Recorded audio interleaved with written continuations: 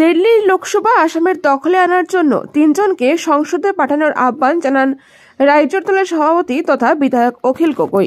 হাফিজ ৰছিদ চৌধুৰী যদি জিকি যায় তেতিয়াহ'লে আপোনালোকৰ বৰাকৰ পৰা দিল্লীত তেখেত আইনমতী হ'ব।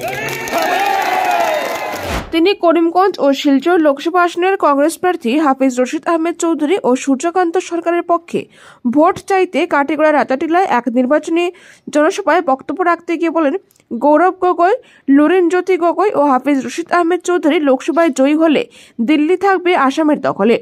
আসাম বিধানসভার উপদলপতি বিধায়ক রকিবুল হোসেন বলেন, দেশের শান্তি শৃঙ্খলা কেড়ে নেওয়ার দল বিজেপিকে পরাস্ত করার আহ্বান জানান তিনি।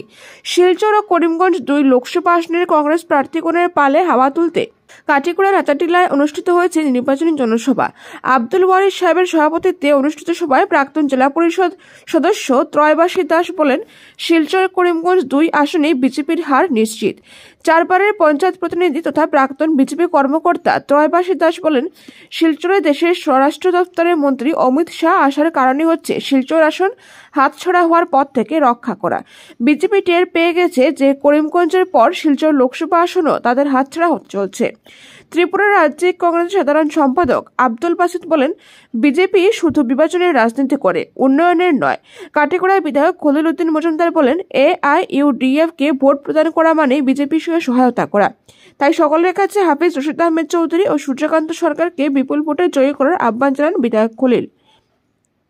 অন্যান্যদের মধ্যে বক্তব্য প্রদান করেন প্রাক্তন জেলা পরিষদ সদস্য খলিলুর রহমান বড়ভূইয়া, হুসেন আহমেদ চৌধুরী, হুসেন আহমেদ লস্কর, মৃদুল নাগ, আমসু নেতা আজিজুর রহমান প্রমুখ। কাটিগড়া থেকে রফিক আহমেদ মজুমদারের প্রতিবেদন।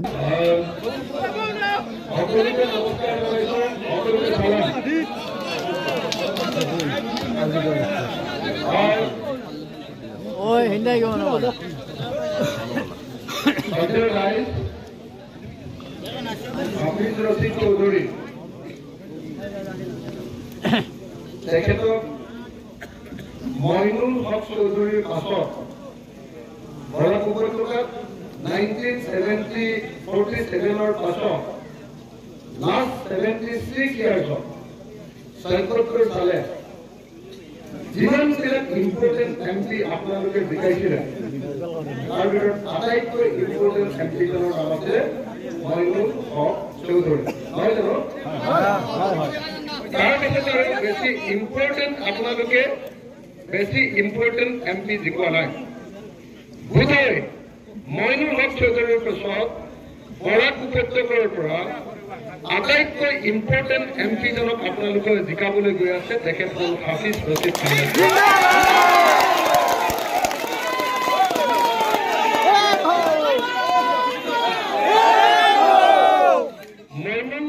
চৌধুৰী তেখেত কেৱল কেন্দ্ৰীয় মন্ত্ৰীয়ে নাছিলে, সেই সময়ত দিল্লীক কঁপাই দিব পৰা অসমৰ আৰু বৰাকৰ বাঘৰ বাচ্চা আছিলে। হয়নে নহয়? মইনুল হক চৌধুৰীৰ কাৰণে আপোনালোকে কাগজ কল পাইছিলে, মইনুল হক চৌধুৰীৰ কাৰণে আপোনালোকে ইঞ্জিনিয়াৰিং কলেজ পাইছিলে, মইনুল হক চৌধুৰীৰ কাৰণে আপোনালোকে মেডিকেল কলেজ পাইছিলে। মইনুল হক চৌধুৰীৰ দিনতে বৰাকৰ যি উন্নয়ন হৈছিলে তাৰ পাছত আৰু বিশেষ উন্নয়ন বৰাকত হোৱা নাই। তাৰ পাছত আপোনালোকে যিবিলাক মানুহক জিকাই আছে তেওঁলোকে বৰাক সম্পৰ্কে যি দৃঢ়তাৰে সৈতে জোৰেৰে সৈতে দাবী উত্থাপন কৰিব লাগিছিলে দিল্লীত, সেই কাম কৰিবৰ কাৰণে এতিয়ালৈকে মই ভাবো যে যদিহে আপোনালোকে হাফিজ ৰছিদ আহমেদ চৌধুৰীক এবাৰ জিকাই দিব পাৰে, মইনুল হক চৌধুৰীৰ পাছত চাগে আপোনালোকৰ বৰাকৰ পৰা যোৱা আটাইতকৈ ইম্পৰ্টেণ্ট MPজনে নহয়, মইতো ভাবো যে হাফিজ ৰছিদ চৌধুৰী যদি জিকি যায় তেতিয়াহ'লে আপোনালোকৰ বৰাকৰ পৰা দিল্লীত তেখেত আইনমতী হ'ব। হাত তোলা নাই কিয়? আমি হাফিজ ৰছিদ চৌধুৰী জিকাম নে নাই? জিকাম নে নাই? হাফিজ ৰছিদ চৌধুৰী জিকিব নে নাই? দিল্লীলৈ আমি বাঘৰ বাচ্চা পঠিয়াম নে নাই? দিল্লীলৈ আমি বাঘৰ বাচ্চা পঠিয়াম নে নাই? মই সকলোকে অনুৰোধ কৰিছো, আহক আমি সকলোৱে মিলি এইবাৰ দিল্লীলৈ 3জন বাঘৰ বাচ্চাক পঠিয়াওক। মই কৈছো বিধানসভাত মই অকলে কাফি, অকলে হিমন্ত বিশ্ব শৰ্মাক পানী খুৱাই দিবৰ কাৰণে যথেষ্ট। বিধানসভাত হিমন্ত বিশ্ব শৰ্মাই যিয়ে চাল নকৰক লাগিলে কিয় হিমন্ত বিশ্ব শৰ্মাক ঘাটে ঘাটে পানী খুৱাই দিবৰ কাৰণে আমি আছো। আৰু তাৰ পাছত এতিয়া দিল্লীলৈ যদি আমি গৌৰৱ গগৈ পঠিয়াব পাৰো, দিল্লীলৈ যদি আমি লুৰিণজ্যোতি গগৈ পঠিয়াব পাৰো, আৰু দিল্লীলৈ যদি হাফিজ ৰছিদ চৌধুৰী পঠিয়াব পাৰো, তেতিয়াহ'লে অসমীয়া মানুহৰ হাতলৈ দিল্লীৰ লোকসভা আহি যাব। বিধানসভা যেনেকৈ আমি দখল কৰিছো, বিধানসভাত যেনেকৈ আমি দল টপাই আছো, বিধানসভাত যেনেকৈ মুখ্যমন্ত্ৰীৰ সন্মুখত হাতৰ আঙুলি তুলি ৰঙা চকুৰে হিমন্ত বিশ্ব শৰ্মাক আমি অকিৰণি দিছো, আৰু প্ৰত্যেকটো কথাতে এইবাৰতো আপোনালোকে নিশ্চয় গম পায়, এইবাৰ হিমন্ত বিশ্ব শৰ্মা চৰকাৰখনকে গিৰাই দিবলৈ লৈছিলো, গম পাইনে? মাত্ৰ 9টা ভোটত যেনে তেনে হিমন্ত বিশ্ব শৰ্মা চৰকাৰ বিজেপি চৰকাৰ বাচিব। মাত্ৰ 9টা ভোটত চেলে খাইছিলে, গৈছিলে, ভাঙিয়ে গৈছিলে চৰকাৰ। এইবাৰ আপোনালোকে নিশ্চয় জানে যে মই এটা সংকল্প প্ৰস্তাৱ আনিছিলো। সংকল্প প্ৰস্তাৱটো কংগ্ৰেছ দলে সমৰ্থন কৰিছিলে, আৰু কংগ্ৰেছ দলৰ লগতে সকলো বিৰোধী পক্ষই সমৰ্থন কৰিছিলে, আৰু ভোটিং হৈছিলে।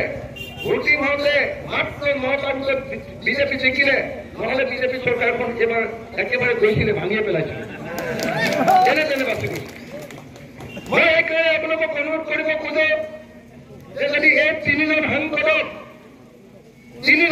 মই আকৌ কৈছো গৌৰৱ গগৈ, লুৰিণজ্যোতি গগৈ আৰু বৰাকৰ পৰা হাফিজ ৰছিদ আহমেদ চৌধুৰী, এই 3জন সাংসদক যদি পঠিয়াই দিব পাৰো, দিল্লী অসমৰ মানুহৰ হাতলৈ আহিব। দিল্লীত অসমৰ মানুহৰ কণ্ঠ প্ৰতিফলিত হব। দিল্লীত অসমৰ মানুহৰ ভইচ আমি দেখিবলৈ পাম, আৰু দিল্লীত আমি অসমৰ মানুহে দিল্লীখনক কপাই থকা দেখিবলৈ পাম। সেইকাৰণে শ্ৰদ্ধেয় ৰাইজ, মই আপোনালোকক অনুৰোধ জনাবলৈ আহিলো, ৰাইজৰ দলৰ তৰফৰ পৰা, বিৰোধী ঐক্য মঞ্চৰ তৰফৰ পৰা, ইণ্ডিয়াৰ তৰফৰ পৰা মই আকৌ কৈছো, হাফিজ ৰছিদ চৌধুৰী কেৱল কংগ্ৰেছ দলৰ MP কেণ্ডিডেট নহয়। হাফিজ ৰছিদ চৌধুৰী অসম জাতীয় পৰিষদৰো কেণ্ডিডেট, হাফিজ ৰছিদ চৌধুৰী CPI দলৰো কেণ্ডিডেট, হাফিজ ৰছিদ চৌধুৰী CPIM দলৰো কেণ্ডিডেট, হাফিজ ৰছিদ চৌধুৰী অসমৰ বিৰোধী ঐক্য মঞ্চৰ কেণ্ডিডেট, হাফিজ ৰছিদ চৌধুৰী জনগণৰ কেণ্ডিডেট। গতিকে হাফিজ ৰছিদ চৌধুৰীক জয়ী কৰাটো কৰিমগঞ্জ লোকসভাৰ অন্তৰ্গত সকলো মানুহৰ এটা দায়িত্ব। আপোনালোকে মোক অসম বিধানসভাত দেখেনে? কেতিয়াবা অসম বিধানসভাত মই মুখ্যমন্ত্ৰীৰ লগত যুঁজি থকা কেতিয়াবা আপোনালোকে দেখে নে নেদেখে? কেতিয়াবা চাই নে নাচায়? বিধানসভা কেতিয়াবা মোবাইলত চাই নে নাই? কেতিয়াবা টিভিত চাই নে নাই? মুখ্যমন্ত্ৰীৰ লগত যুঁজ কিনি আপোনালোকে দেখে নে নাই? দেখেনে? মই আপোনালোকক কথা দিব পাৰো যে যদি আপোনালোকে হাফিজ ৰছিদ চৌধুৰীক জিকাই পঠিয়াব পাৰে, অসমত যেনেকৈ হিমন্ত বিশ্ব শৰ্মাৰ বিৰুদ্ধে অসম বিধানসভাত হিমন্ত বিশ্ব শৰ্মাক কপাই দিবৰ কাৰণে অখিল গগৈ আছে, এইবাৰ দিল্লীলৈ আমি 3জন মানুহক পঠিয়াব খুজিছো। অসমৰ পৰা 3জন মানুহক আমি পঠিয়াব খুজিছো। এজনৰ নাম গৌৰৱ গগৈ, এজনৰ নাম লুৰিণজ্যোতি গগৈ, আৰু তৃতীয় মানুহজনৰ নাম হাফিজ ৰছিদ আহমেদ চৌধুৰী। মই যোৰহাট কেম্পেইনিঙৰ দায়িত্বত আছিলো, মই ডিব্ৰুগড়ৰ কেম্পেইনিঙৰ দায়িত্বত আছিলো, আৰু মই বুকুত হাত লৈ আপোনালোকক ক'ব পাৰো যে উজনি অসমৰ খিলঞ্জীয়া ৰাইজে এইবাৰ গৌৰৱ গগৈ আৰু লুৰিণজ্যোতি গগৈক জিকাই পঠিয়াইছে। মই প্ৰায় কৃতজ্ঞতাৰ মানুহৰ পৰা এই নিশ্চয়তা ল'বলৈ আহিছো। আপোনালোকে মোক নিশ্চয়তা দিব লাগে যে যেনেকৈ আমি গৌৰৱ গগৈ জিকাই পঠিয়াইছো যোৰহাটৰ পৰা, যেনেকৈ আমি ডিব্ৰুগড়ৰ পৰা লুৰিণজ্যোতি গগৈক জিকাই পঠিয়াইছো, আপোনালোকে হাফিজ ৰছিদ চৌধুৰীকো বৰাকৰ পৰা জিকাই পঠিয়াব লাগে, কৰিমগঞ্জৰ পৰা জিকাই নাই। চবে হাত তালি বজো নাই, সকলোৱে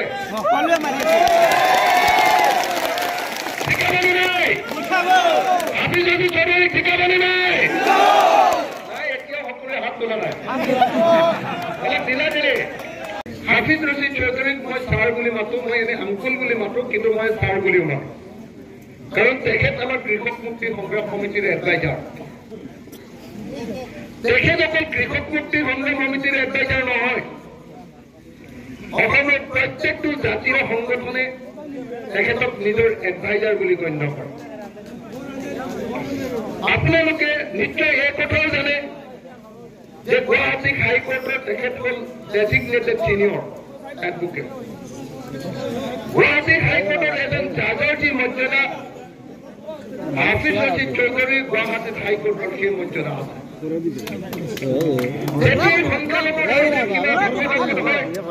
গুৱাহাটী হাইকোৰ্ট অথবা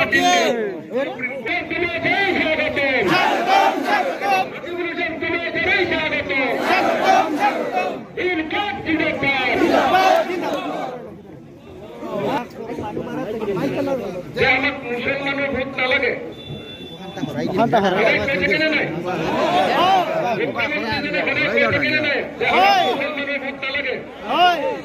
কিন্তু এতিয়া বোলে বৰাকত মুছলমানৰ ভোট লাগে, তেখেতক ছাৰ বুলি মাতে। হাফিজ ৰছিদ চৌধুৰীক অসমৰ বৰাক আৰু ব্ৰহ্মপুত্ৰৰ এটা ব্ৰিজ,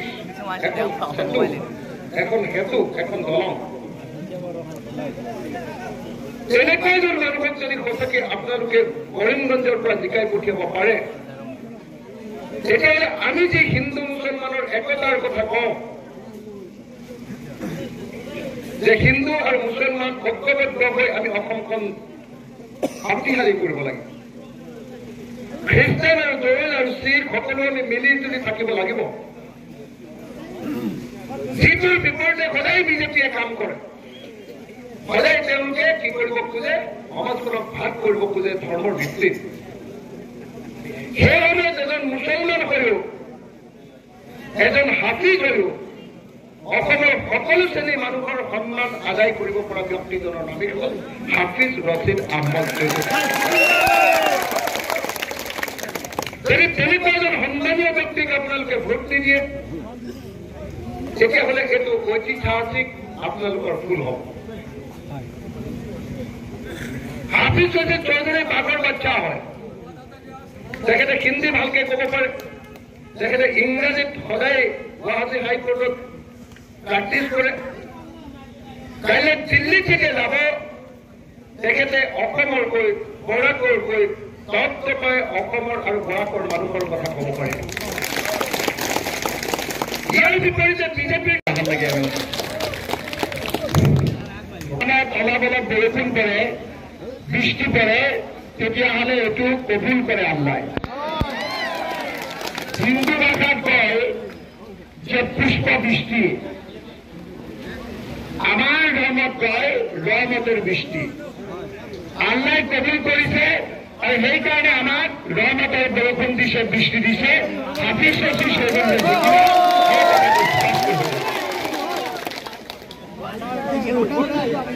মই আপোনালোকক দীঘলীয়া নকৰি বৰষুণ দিছে, এইখিনি আমাৰ কথা। মই মাত্ৰ দুটামান কথা আপোনালোকক মনত পেলাই দিম।